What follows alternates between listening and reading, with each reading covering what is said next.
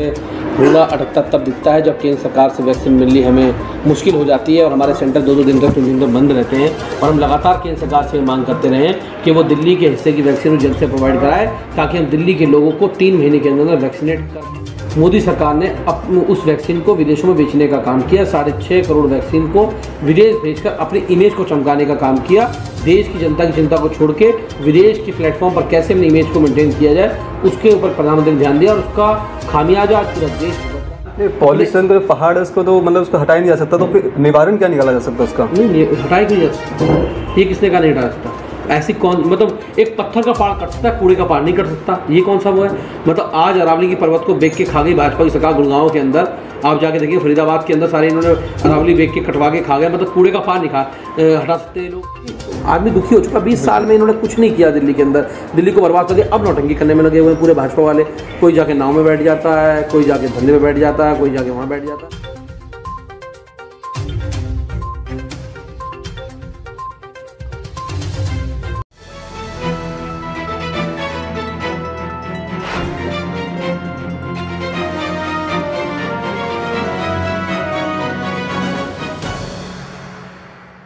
इस वक्त हमारे साथ मौजूद हैं कोंडली विधानसभा के विधायक कुलदीप कुमार जी। कुलदीप जी, बहुत बहुत स्वागत है आपका दिल्ली न्यूज़ में। बात की जाए, कोरोना काल चल रहा है, किस तरह से जो लोगों को आप वैक्सीन, जिस तरह मुख्यमंत्री बोले हैं वैक्सीन लगवाया जाए, तो आप अपने क्षेत्र में किस तरह से लोगों को जागरूक कर रहे हैं वैक्सीन के लिए? देखिए, लगातार जहाँ बूथ वहाँ वैक्सीन की हमने शुरुआत की थी और लगातार हमारे कार्यकर्ता एक एक घर पे जाते हैं और वहाँ जाके पूछते हैं कि आपके घर में किसको वैक्सीन लगी है, किसको वैक्सीन नहीं लगी है, और जिनको वैक्सीन नहीं लगती है उनको वैक्सीन ले जाकर लगवाने का काम करते हैं। बुजुर्ग होते हैं उनको रिक्शे में उठा के ले जाने का काम करते हैं। हमने यहाँ रिक्शे चलाए हुए हैं विधानसभा के अंदर लोगों को लाने ले जाने के लिए। हमारी कोशिश है कि हम अपनी विधानसभा के ज़्यादा से ज़्यादा लोगों को वैक्सीनेट करा पाएँ, उनको ज़्यादा वैक्सीन लगा पाएँ, क्योंकि वैक्सीन एक ऐसी सुरक्षा कवच है जिससे हम तीसरी इस लहर से बच सकते हैं, इस महामारी से बच सकते हैं। इसलिए हमारा सबसे बड़ा फोकस माननीय मुख्यमंत्री अरविंद केजरीवाल जी का इस बात पर है कि हम कैसे लोगों के घर घर तक जाकर उनके वैक्सीनेट करें और अपनी पूरी आबादी को वैक्सीनेट करने में कामयाब हों। तो हमारी यही मुहिम जारी है। लेकिन इस मुहिम के बीच में रोड़ा अटकता तब दिखता है जब केंद्र सरकार से वैक्सीन मिलनी हमें मुश्किल हो जाती है और हमारे सेंटर 2-2 दिन तक 3 दिन तक बंद रहते हैं और हम लगातार केंद्र सरकार से मांग करते रहे हैं कि वो दिल्ली के हिस्से की वैक्सीन जल्द से प्रोवाइड कराए ताकि हम दिल्ली के लोगों को 3 महीने के अंदर वैक्सीनेट कर पाएँ। लेकिन बड़ी दुख होता है कि दिल्ली के लोगों के साथ जिस प्रकार का सुतला व्यवहार केंद्र सरकार करने का काम कर रही है, जिस समय पर इन लोगों को देश के लिए वैक्सीन रिकॉल करनी थी, जिस समय पर देश के लिए वैक्सीन को इकट्ठा करना था, हमारे लोगों को वैक्सीनेट करने की मुहिम को तेज़ी से बढ़ाना था, उस समय मोदी सरकार ने उस वैक्सीन को विदेशों में बेचने का काम किया। 6.5 करोड़ वैक्सीन को विदेश भेजकर अपनी इमेज को चमकाने का काम किया। देश की जनता की चिंता को छोड़ के विदेश की प्लेटफॉर्म पर कैसे अपनी इमेज को मेंटेन किया जाए उसके ऊपर प्रधानमंत्री ने ध्यान दिया और उसका खामियाजा आज पूरा देश भुगत रहा है। जिस प्रकार से वैक्सीन बनाने वाली कंपनियों को अनुमति देने में देरी की गई, वैक्सीन रिकॉल नहीं की गई और देश में वैक्सीन नहीं मंगाई गई, तो मुझे लगता है कि आज अगर जितनी भी देरी इस वैक्सीनेट के प्रोग्राम में चल रही है वो केंद्र सरकार की वजह से है। अगर केंद्र सरकार लगातार दिल्ली को वैक्सीन उपलब्ध कराती रहे तो हम दिल्ली के लोगों को जल्द से वैक्सीन कर पाएंगे। ठीक है, कुलदीप जी, बात की जाए, जिस तरह से दिल्ली में स्मोक का बड़ा दिक्कत रहता है, प्रदूषण हो जाता है, बढ़ जाता है, तो जिस तरह से यहाँ के जो सांसद हैं गौतम गंभीर, उन्होंने एक प्लांट लगाया जिसमें ऑक्सीजन को मतलब पॉल्यूशन को कम किया जाए, तो आपके क्षेत्र में कुछ इस तरह से काम किया जाए कि जो स्मोक है इसको कम किया जाता है कि उन्हें सबसे बड़े स्मोक पे काम करना चाहिए। आज दिल्ली के अंदर जब स्मोक होता है तो जैसे सबसे बड़ा स्मोक होता था पराली से, हमने पराली को डिकम्पोज करने का काम किया। दिल्ली के अंदर जो पराली निकलती थी उसको केमिकल के माध्यम से उसको डिकम्पोज करने का काम किया।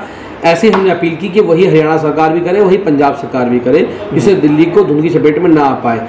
तो उस प्रकार से ही गौतम गंभीर जी को ध्यान देना चाहिए इस बात पर कि किस प्रकार हमारे एरिया में आने वाले कूड़े के पहाड़ को हटा पाएँ।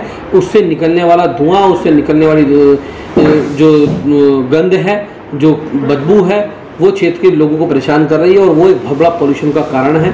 तो उसके ऊपर उन्हें ध्यान देना चाहिए। लेकिन उनका ध्यान पॉल्यूशन का पहाड़ है, उसको तो मतलब उसको हटाया नहीं जा सकता, तो फिर निवारण क्या निकाला जा सकता उसका? नहीं हटाया क्यों नहीं जा सकता? ये किसने कहा नहीं हटा सकता? ऐसी कौन मतलब एक पत्थर का पहाड़ कट सकता है, कूड़े का पहाड़ नहीं कट सकता? ये कौन सा वो है? मतलब आज अरावली की पर्वत को बेच के खा गई भाजपा की सरकार। गुड़गांव के अंदर आप जाके देखिए, फरीदाबाद के अंदर सारे इन्होंने अरावली बेच के कटवा के खा गए। मतलब कूड़े का पहाड़ नहीं हटा सकते ये लोग, हट सकता है। इनकी नीयत ठीक नहीं है। अगर इनकी नीयत ठीक होती, अगर नहीं हट सकता, फिर गौतम गंभीर ने क्यों कहा था कि 40 फुट हमने कम कर दिया? यानी कि हट रहा तभी तो उन्होंने कहा होगा, लेकिन 40 फुट कम नहीं हुआ बल्कि 400 फुट बढ़ गया, है ना। तो उनका कहने में और करने में बड़ा अंतर है। आम आदमी पार्टी की सरकार अरविंद केजरीवाल जो कहते हैं वो करते हैं। अगर हमने दिल्ली के लोगों को ये कहा था कि हम 24 घंटे मुफ्त बिजली देंगे, 24 घंटे बिजली देंगे, तो आज दिल्ली के लोगों को 24 घंटे बिजली मिलने का काम होता है, 2 यूनिट बिजली मुफ्त मिलने का काम होता है। अगर हमने दिल्ली के लोगों को, महिलाओं से वादा किया था कि हम आपको DTC बस में ट्रैवल फ्री कराएंगे, तो आज DTC बस के अंदर महिलाओं का ट्रैवल फ्री है। अगर हमने लोगों को ये एक दिखाया था कि हम दिल्ली की जगह जगह गली कॉलोनी के अंदर CCTV कैमरा लगाएंगे, भाजपा ने मजाक बनाया, उन्होंने कहा ये हो ही नहीं सकता, हमने करके दिखा दिया। हमने कहा हम लोगों को 20 लीटर पानी मुफ्त देंगे, भाजपा ने कहते हो नहीं सकता, हमने करके दिखा दिया। सब कुछ हो सकता है। 20 साल से नगर निगम में भाजपा बैठी हुई है, अगर 5 साल भी आम आदमी पार्टी बैठ गई तो ये कूड़े का पाल खत्म हो जाएगा। ठीक है, अगर बात की जाए केजरीवाल जी शिक्षा पर ज़्यादा ध्यान देते हैं, तो आपके विधानसभा में 3 स्कूल हैं, न्यू कोंडली और पुरानी कोंडली और एक दल्लूपुरा। तो इसमें दल्लूपुरा जो स्कूल है वो मनीष सिसोदिया जो शिक्षा मंत्री हैं उन्होंने गोद ले रखा है। अगर उनके स्कूल की कंपैरिजन किया जाए आपके जो 2 स्कूल हैं तो कितना कंपैरिजन है? नहीं, 2 स्कूल नहीं, हमारे यहाँ 6 स्कूल हैं जी। हमारी विधानसभा के अंदर पूरे 6 स्कूल हैं।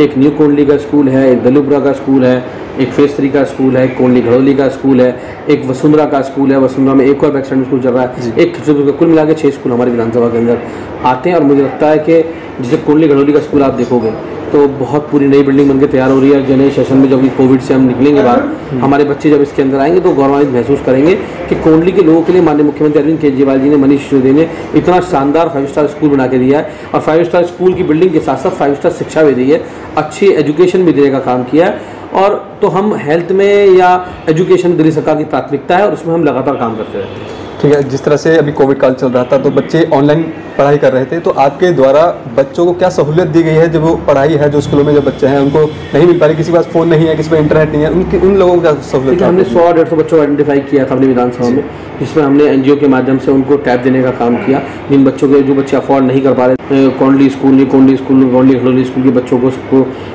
इकट्ठा किया। जितने बच्चों के पास नहीं थे 100-150 बच्चों को एक मोबाइल टैब देने का काम किया, जिससे पढ़ सकें, उनकी पढ़ाई ना रुके। हमारी कोशिश है कि इस कोरोना काल के अंदर भी, इस महामारी के अंदर भी बच्चों की पढ़ाई नहीं रुकनी चाहिए। चाहे कोई सड़क बनने से रुक जाए, लेकिन बच्चों को पढ़ाई नहीं रुकनी चाहिए। पढ़ाई, एजुकेशन महत्वपूर्ण चीज़ है। एजुकेशन और हेल्थ ये दोनों चलते रहना चाहिए, हमें से रुकने का काम नहीं होना चाहिए। ठीक है, जिस तरह से भी आपने आज एक पानी के उसका लाइन का उद्घाटन किया है, तो वहाँ पे लोगों का ये कहना है कि 7 सालों से वहाँ पे पानी नहीं आ रहा था, लगभग 7 साल हो गए हैं आपकी सरकार को, तो वहाँ पे पानी नहीं आ रहा। तो क्या वजह रह रही थी? इस विधानसभा का वही क्षेत्र जो रह रहा था खाली? देखिए, मुझे लगता है कुछ लोगों की नीयत में खोट था। जो लोग पहले राज करके गए उनकी नीयत में खोट होगा और उन लोगों ने उस पर ध्यान नहीं दिया होगा। लेकिन मैं ये कह सकता हूँ कि पिछले 7 सालों में दिल्ली सरकार ने, माननीय मुख्यमंत्री जी ने जिस प्रकार से काम किया है, कोंडली की बात करूँ तो कोंडली में बहुत सारी गलियों में पानी पाइपलाइन नहीं होती थी, पूरी जगह सीवर लाइन नहीं होती थी।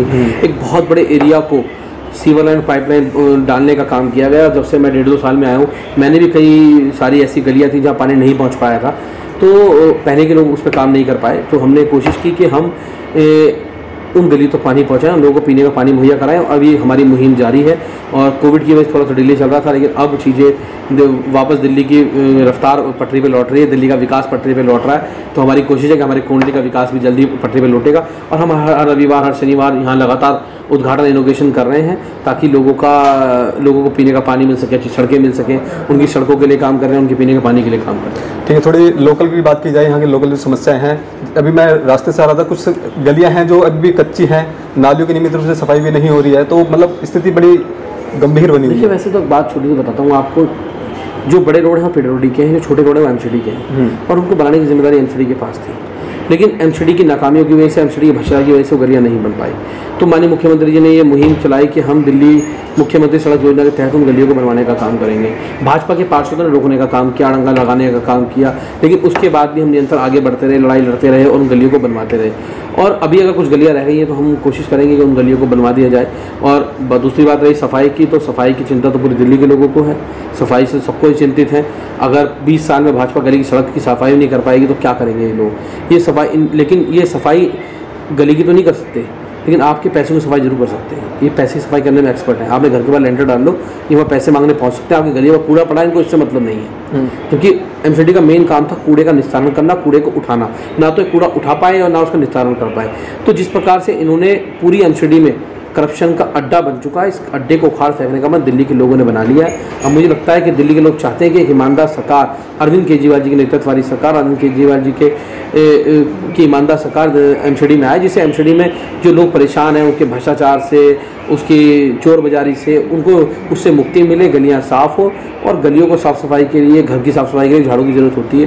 तो मैं कह सकता हूँ कि मुझे लगता है कि झाड़ू वाले हम हैं, हमसे अच्छी सफाई को कर नहीं सकता है, तो हम पे तो डिग्री है इसके अंदर। तो दिल्ली के लोग अब क्या ना झाड़ू वालों को मौका देंगे दिल्ली की गली सफाई करने की। 292 सीट हैं एमसीडी की, कितनी सीटें आपको लगता है कि दिल्ली में आ जाएगी आपकी? मुझे लगता है कि अब क्या रिकॉर्ड टूटेगा जी।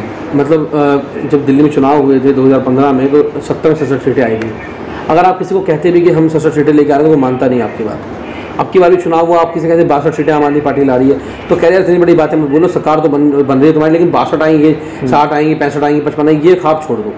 सरकार तो बन रही है, लेकिन दिल्ली के लोगों ने 62 सीट दे दी। तो मैं कह रहा हूँ कि अब की बार तो उससे भी खतरनाक वाली लहर कह सकते हो। मतलब बहुत लोगों के अंदर गुस्सा है भाजपा को लेके, उस एमसीडी को लेके बहुत गुस्सा है, और उन्हें वो गुस्सा निकालना, मैं कह रहा हूँ अगर एक आदमी 3 बटन दबाने के मौके में 3 बटन दबा देगा, तो उसको इतना गुस्सा है, क्योंकि आदमी दुखी हो चुका। 20 साल में इन्होंने कुछ नहीं किया दिल्ली के अंदर, दिल्ली को बर्बाद कर दिया। अब नौटंकी करने में लगे हुए हैं पूरे भाजपा वाले।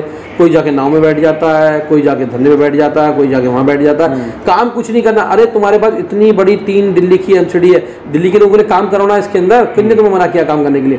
तुम्हारे साथ सांसद है, काम करो, लेकिन नहीं करें। लड़ के आधा काम करवाया, फिर लड़ा, फिर थोड़ा काम हुआ, अब फिर दोबारा वीसी के पास मिलने जाऊँगा तब इसका काम होगा। तो जिस प्रकार से ये इनके काम चल रहे हैं, तो दिल्ली के लोगों ने मन बना लिया इनको उखाड़ फेंकने का। और अब की बार उससे भी ज़्यादा बड़ा रिकॉर्ड बनेगा। मैं कह सकता हूँ कि 272 सीटों में से आंकड़ा कहाँ पहुँचेगा किसी को नहीं पता। मैं तो रिकॉर्ड भी टूट सकता है आपकी बात। ठीक है, आखिरी सवाल ये करेंगे कि जिस तरह से अभी अरविंद केजरीवाल पंजाब में और गोवा में भी मुफ्त बिजली का उन्होंने बात कही है, तो क्या कुछ लग रहा है जिस तरह से पिछली बार पंजाब में आम आदमी पार्टी हार गई थी, तो अब कितनी मजबूती के साथ उतर रही है और अपनी सीटों को?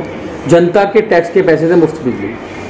पहले क्या होता था, जनता का पैसा आता था, भाजपा नेता खा जाते थे। आज जनता का पैसा आता है, मुख्यमंत्री उनको वापस कर देते हैं। तो हमने पंजाब के लोगों को बताया कि जैसे दिल्ली के लोगों ने दिल्ली को टैक्स दिया, हमने उसके रिवॉर्ड में उनको सस्ती बिजली दी, 200 यूनिट मुफ्त बिजली दी, सस्ता पानी दिया, 20 लीटर पानी मुफ्त दिया, बसें में किराया दिया, सीसीटीवी कैमरे दिए, सुरक्षा के गेट दिए। मतलब हर वो काम जो उनकी नीड का काम था, उस काम को करने का काम किया। अगर पंजाब के लोग भी आम आदमी पार्टी को मौका देते हैं, तो पंजाब के अंदर भी वो वही उस तरह से दिल्ली मॉडल को लागू किया जाएगा, उत्तराखंड के अंदर भी लागू किया जाएगा। और मैं कह सकता हूँ कि पंजाब और उत्तराखंड के लोग आज आम आदमी पार्टी से उनको उम्मीद है कि अरविंद केजरीवाल के राज्य में जाएंगे, उनके भी स्कूल अच्छे होंगे, उनके बच्चों के सरकारी स्कूल भी अच्छे होंगे, हॉस्पिटल भी अच्छे होंगे, उन्हें इलाज के लिए जगह जगह नहीं भागना पड़ेगा, उनका इलाज वहीं हो पाएगा, उनके मोहल्ले में हो पाएगा, उनके अच्छे अस्पताल बनेंगे, स्कूल बनेंगे, सस्ती बिजली होगी। तो जो वादा अरविंद केजरीवाल जी ने किया वो वादा नहीं है, वो गारंटी है। हम गारंटी देते हैं तो गारंटी अरविंद केजरीवाल जी की है। ये 15 लाख का जुमला नहीं है मोदी जी वाला, ये अरविंद केजरीवाल की गारंटी, जो कहते हैं वो करते हैं। ठीक है, थर्ड वेव का शुरुआत हो चुकी है, तो थर्ड वेव के लिए दिल्ली सरकार कितनी तैयार है? क्योंकि जिस तरह से पिछले साल ऑक्सीजन की कमी रही, बेड की कमी रही, तो इस साल देखिए ऑक्सीजन प्लांट लगाए जा रहे हैं हॉस्पिटलों के अंदर। दिल्ली सरकार पूरी तरह तैयार है, चाहे ऑक्सीजन बेड हो, चाहे आईसीयू के बेड हो, चाहे वेंटिलेटर के बेड हो, लगातार बढ़ाए जा रहे हैं। लगातार 500 बेड अभी हमने जीटीबी के सामने बनाए, 500 बेड एनजेपी के सामने हम लोगों ने बनाए। अभी सिलेंडर हमने 60 के आसपास मंगाए बाहर से ऑक्सीजन के, ताकि थर्ड वेव की अभी बच्चों के ऊपर कह रहे हैं, बच्चों के ऊपर आ रही है, तो लगातार मुख्यमंत्री जी उस पर भी काम कर रहे हैं, लगातार उस वैक्सीन का काम कर रहे हैं। तो लगातार सरकार उसके ऊपर काम करने का काम कर रही है। और निश्चित रूप से हम ये कह सकते हैं कि ये सरकार मजबूती के साथ थर्ड वेव से लड़ने के तैयार है। ठीक है सर, आखिर में अगर क्षेत्रवासियों के लिए कुछ कहेंगे आप? मैं यही कह सकता हूँ कि कोंडली के लोगों ने आम आदमी पार्टी को मौका दिया है और हमें यहाँ से विधायक बनाया। तो कोंडली के लोगों से यही कहना चाहूँगा कि हमने आपके पानी की, बिजली की, बड़ी सड़कों की जिम्मेदारी उठाई है, उन पर काम करने की, क्षेत्र में अच्छे स्कूल बनाने की, अच्छा हॉस्पिटल बनाने की। अब हम लोगों की आपसे अपील है कि अगर आप चाहते हैं आपकी गली के बाहर का पड़ा हुआ कूड़ा साफ़ हो, आप चाहते हैं आपकी घर के बाहर लगा हुआ एक कूड़े का पहाड़ साफ़ हो, तो आपकी बार आम आदमी पार्टी को वोट दीजिएगा। नगर निगम के अंदर आम आदमी पार्टी के पार्षद लेके आइएगा। निश्चित रूप से दिल्ली से कूड़े की सफाई करने का आम आदमी पार्टी। ये था हमारे साथ कुलदीप कुमार जी, जिनसे हमने खास बातचीत की। इनका साफ तौर पर कहना है कि क्षेत्र में किसी भी तरह की कोई समस्या होती है, वो इनकी जिम्मेदारी बनती है, चाहे वो साफ सफाई की हो, चाहे वो पानी की व्यवस्था हो, चाहे वो सड़क की समस्या हो। कैमरामैन कमलेश के साथ में संदेश सक्सेना, दिल्ली।